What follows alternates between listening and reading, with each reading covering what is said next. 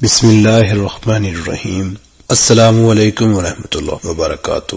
امید کرتا ہوں سارے دوست خیر و عافیت سے ہوں گے۔ دوستو، ویڈیو سٹارٹ کرنے سے پہلے ایک دفعہ حضور صلی اللہ علیہ وسلم کی بارگاہ اقدس میں درود پاک کا نذرانہ پیش کرتے ہیں۔ صلی اللہ تعالی علیہ وآلہ وسلم۔ حضرت حبیب بن زید رضی اللہ تعالی عنہ مدینہ کے مشہور صحابی تھے اور ان کے والدین بھی صحابہ تھے۔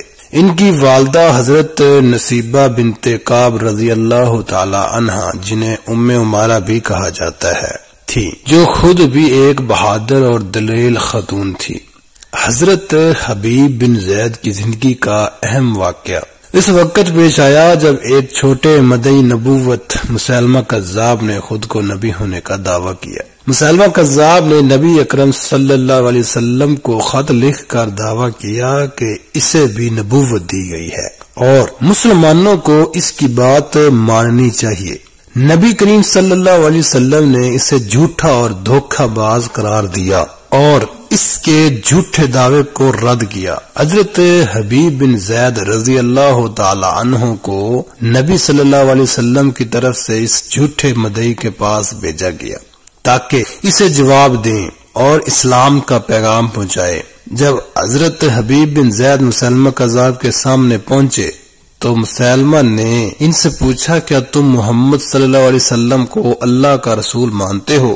حضرت حبیب بن زید رضی اللہ تعالیٰ عنہ نے کہا، ہاں، میں محمد صلی اللہ علیہ وسلم کو اللہ کا رسول مانتا ہوں۔ پھر مسیلمہ نے پوچھا، کیا تم مجھے اللہ کا رسول مانتے ہو؟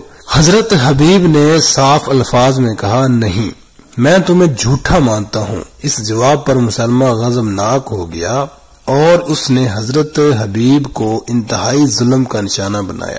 اس نے حکم دیا کہ حضرت حبیب کے ہاتھ اور پاؤں کاٹے جائیں۔ ایک ایک کر کے حضرت حبیب بن زید کے دونوں ہاتھ اور پاؤں کاٹ دیے گئے، لیکن حضرت حبیب نے اپنے ایمان کو نہیں چھوڑا اور ہر اذیت کو صبر کے ساتھ برداشت کیا۔ بالآخر مسیلمہ نے انہیں شہید کر دیا، لیکن حضرت حبیب بن زید نے اپنی جان قربان کر کے رسول اللہ صلی اللہ علیہ وسلم سے محبت اور وفاداری کا عظیم ترین ثبوت دیا۔